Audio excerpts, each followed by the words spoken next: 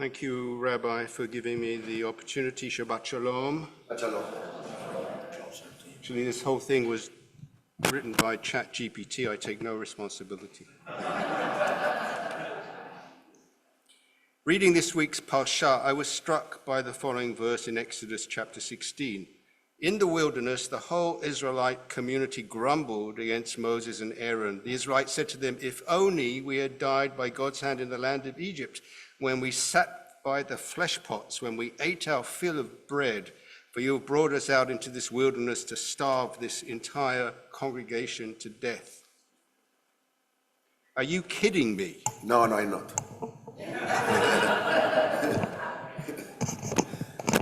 This is only days after the splitting of the Sea of Reeds, the triumph over Pharaoh, and the great hymn of victory, the Song of the Sea. The text tells us that the Israelites are just 15 days into the second month after their liberation from slavery. 6 short weeks. As slaves, they had been forced to do what Exodus chapter 1 describes as body-breaking labor. Their moans of pain had reached God in heaven. Their firstborn sons had been thrown into the Nile. How could they have forgotten so quickly? My only explanation is that when people are hungry and thirsty, when they fear for their lives or their future, they may lose the ability to think rationally. Desperate, angry people look for desperate, angry remedies.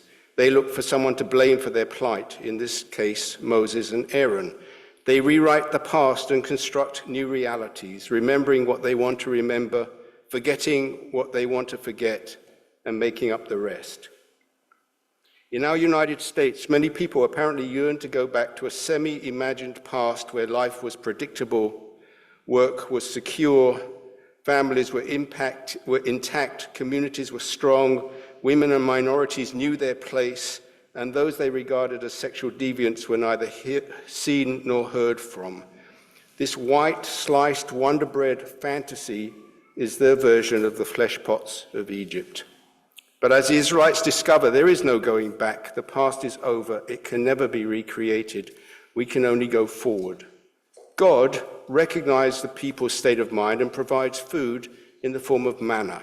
Hopefully, it tasted better and was more nutritious than Wonder Bread.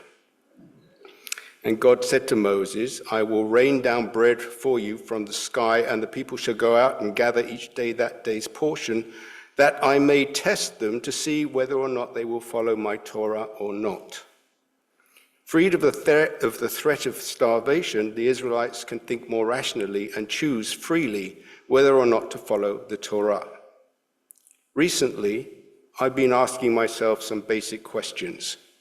What does it mean to follow the Torah? Even more fundamentally, what does it mean to be Jewish? What's the point of our existence in this world? Do we have a particular role or mission? And if so, what is it? To me, the essence of our existence stems from the fact that we received and developed a system of basic ethical values, values that enable human beings to live together in a world governed by justice and kindness, generosity and compassion, in harmony with one another and with nature. And our task is to uphold these values. When they come under attack, our sacred obligation is to stand by them and defend them. What are these values? They originate in the Torah, supplemented by our prophets, our sages through many generations, and also shaped by our own historical experience as a people. In our Siddur, a commentary on Pirkei Avot, the ethics of the Father, and you can find this on page 246 of the Siddur, it reads, "Humans are beloved because they were created in the image of God." That is the point from which the Torah begins. But the Jewish people carry throughout history the burden of connection to the one universal God through the Torah. The content of Judaism may appear universal, but those who bear its message are a particular people, and the history of Judaism is the balance between the universalism of the doctrine and the particularism of those who are to disseminate it. So the key word here is universal values. What are these universal values? The most fundamental is stated in Exodus chapter 23. "You shall not oppress a stranger, for you know the feelings of the stranger, having yourselves been strangers in the land of Egypt. And the Torah obsessively repeats this message. It constantly emerges like the theme of a fugue by J.S. Bach. We hear it again and again, more than any other precept in the Torah. It is fundamental, a commandment that different people have to find a way to coexist. Leviticus chapter 19, the stranger that dwells with you shall be to you as one born among you, and you shall love him as yourself, for you were strangers in the land of Egypt. I am the Lord your God. We were strangers in Egypt, and strangers we remain. Throughout history, there has never been a country in which Jews lived from which they were not eventually expelled or worse. England, France, Spain, Germany, Poland, Russia, Romania, Morocco, Yemen, Iraq, and on and on. Are we sure it couldn't ever happen here? As I speak these words, our government is beginning to implement what it proclaims will be one of the largest mass deportations in history. Already terror has spread through immigrant communities. They fear families will be ripped asunder. Children will be separated from parents and parents from each other. Countless lives will be destroyed. This policy is accompanied by disgusting, dehumanizing rhetoric. Not once, but many times we have heard undocumented immigrants compared to animals. Stated from the White House itself in 2018, quote, "You wouldn't believe how bad these people are. They aren't people, these are animals."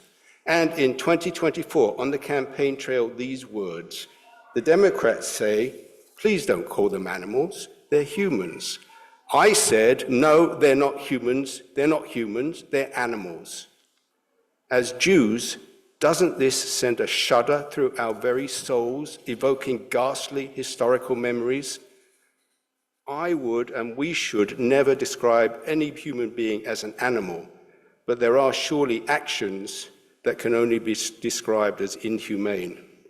Yes, you may say, but didn't undocumented people break the law entering this country without visas? Doesn't justice demand their expulsion? This ignores the fact that literally millions were children when they arrived and have known no other country. Deuteronomy chapter 24 states very explicitly that children should not be punished for the crimes of their parents. And what kind of justice system treats adults and children the same? As for the need to punish lawbreakers, have we not just witnessed the mass pardons of the January 6th rioters? We are explicitly commanded to protect not only the stranger, but all those who are weak and vulnerable. Deuteronomy chapter 24, "You shall not abuse a needy and destitute laborer, whether a fellow Israelite or a stranger, in one of the communities of your land. Remember that you were slaves in the land of Egypt, and the Lord your God redeemed you from there. Therefore, I command you to observe this word. When you cut down your harvest in your field and you forget a sheaf in the field, you are not to return to get it. It shall be for the stranger, for the orphan, and for the widow. When you cut off the vines of your vineyard, you are not to glean after you. It shall be for the stranger, for the orphan, and for the widow." Isaiah chapter 1, which we read on Yom Kippur, "Devote yourselves to justice, aid the wronged, uphold the rights of the orphan, defend the cause of the widow." Why do we need to be reminded of this so many times? Isn't it natural to help people in distress? No, unfortunately, human nature actually prompts us to do the exact opposite. When we feel threatened, angry, abused, or unfairly treated, our basic instinct is to kick down. If we imagine people on the rungs of a ladder, when you're angry or afraid, kicking down is physically the easiest thing to do, a natural movement. You have to be a member of the Rockettes to kick up. You don't direct your resentment to those far above you at the top of the ladder. They're far out of reach, and they're manipulating you. The Torah is telling us to rise above our basic animalistic instinct to kick down. It's teaching us that we are joined to one another in a community, and that we owe the weakest and most vulnerable our protection and even our love. For many years, we lived under the illusion that this was an ethic shared by all or almost all in America, regardless of political allegiance or ideological leaning. It was the heart of the so-called Judeo-Christian ethic. In the New Testament, Jesus takes Deuteronomy a step further, declaring that he is the stranger.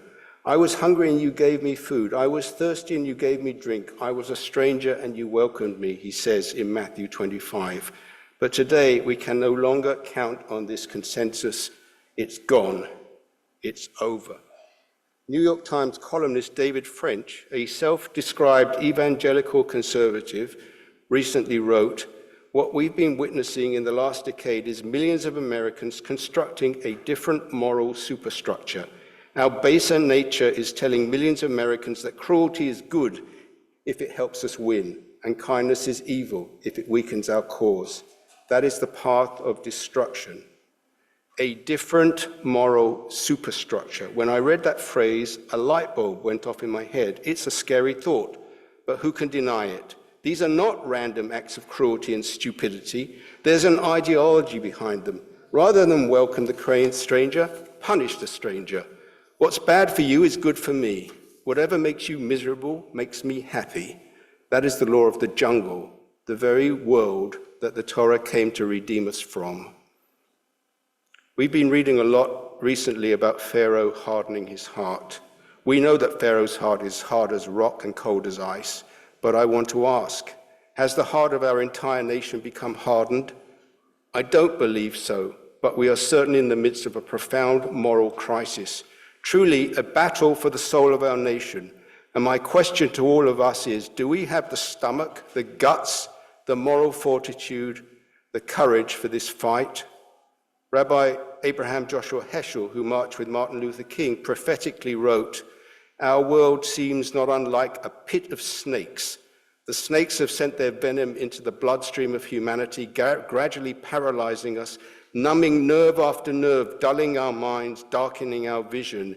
In our everyday life we worship force, despise compassion, and obey no law but our unstoppable appetite. And when greed, envy, and the reckless come to power, the serpents were cherished in the bosom of our civilization, and they broke out of their den to fall upon the helpless." Incidentally, not all of Rabbi Heschel's congregants or fellow rabbis were thrilled by his civil rights actions. Regardless, he did what his conscience and his sense of Jewish values demanded, and we remember and honor him while they are forgotten. This brings me to my next point, the fate of our planet. In our Siddur on page 394, you will find in the service for the last day of Sukkot the Hoshanot, a series of heartfelt pleas to the Lord. Hoshana, save both humans and animals, renew the face of the earth, the trees that breathe, the dew yielding fragrant bounty and rain sustaining life. May plants grow tall and come joyously into their own. Let flowers birth forth, emerging in fullness. Hoshana, please save the earth from being cursed, animals from barrenness, storehouses from disease, harvests from curse, grains from hordes of insects. Today, when the earth is profoundly out of balance due to human activity since the dawn of the Industrial Revolution, our nation is abandoning the fight to mitigate the disasters that are already unfolding. We're actually setting out to deliberately make things worse. We are declaring war on nature, which is ultimately God's creation. Drill, baby, drill.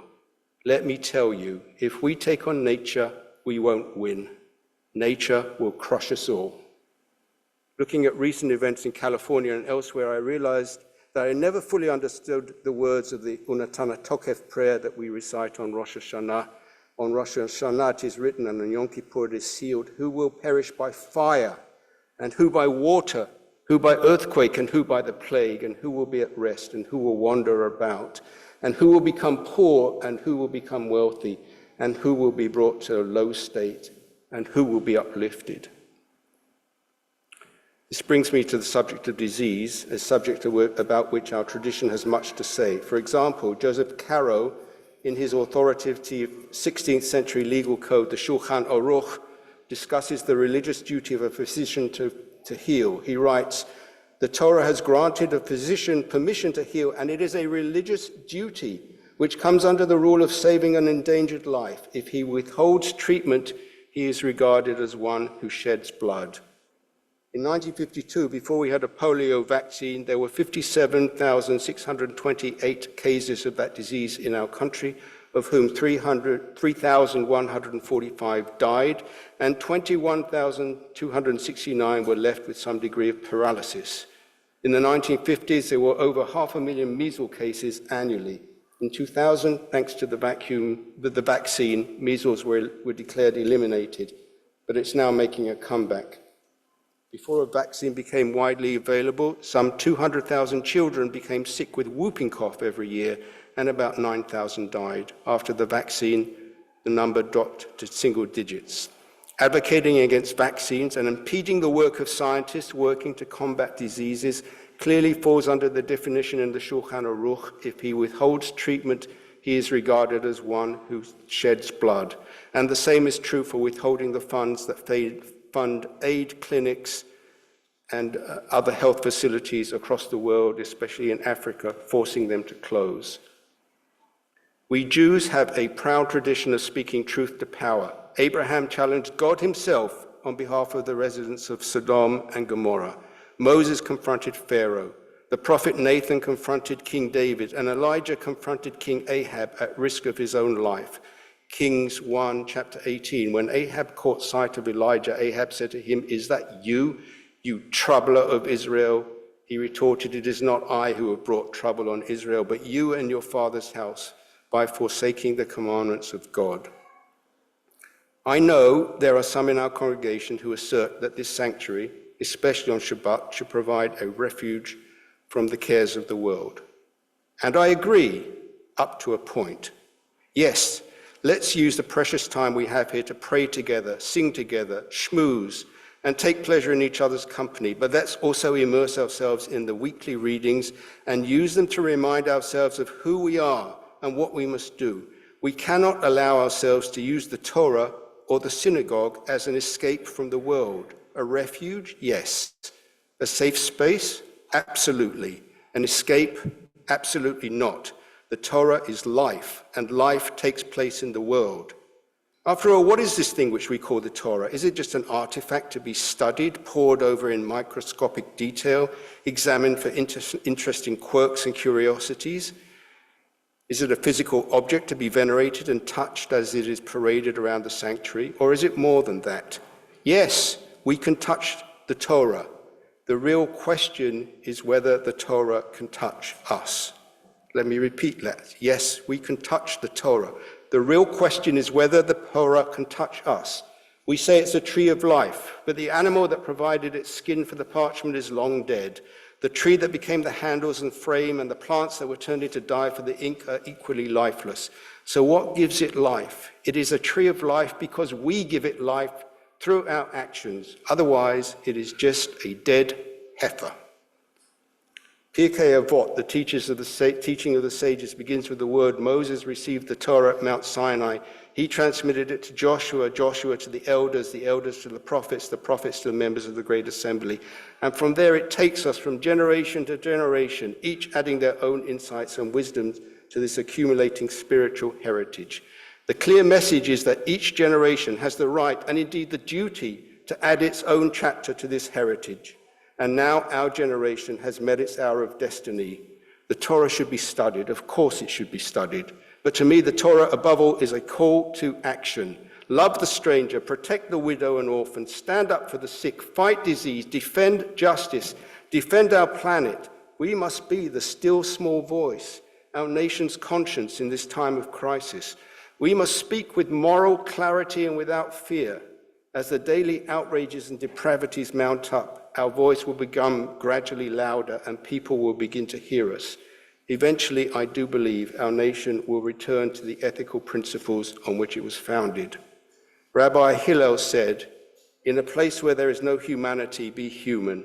As individuals, as a congregation, as a community, let us meet that challenge. Chazak va'amat, be strong and of good courage, speak the truth, confront evil, be a mensch, be Jewish.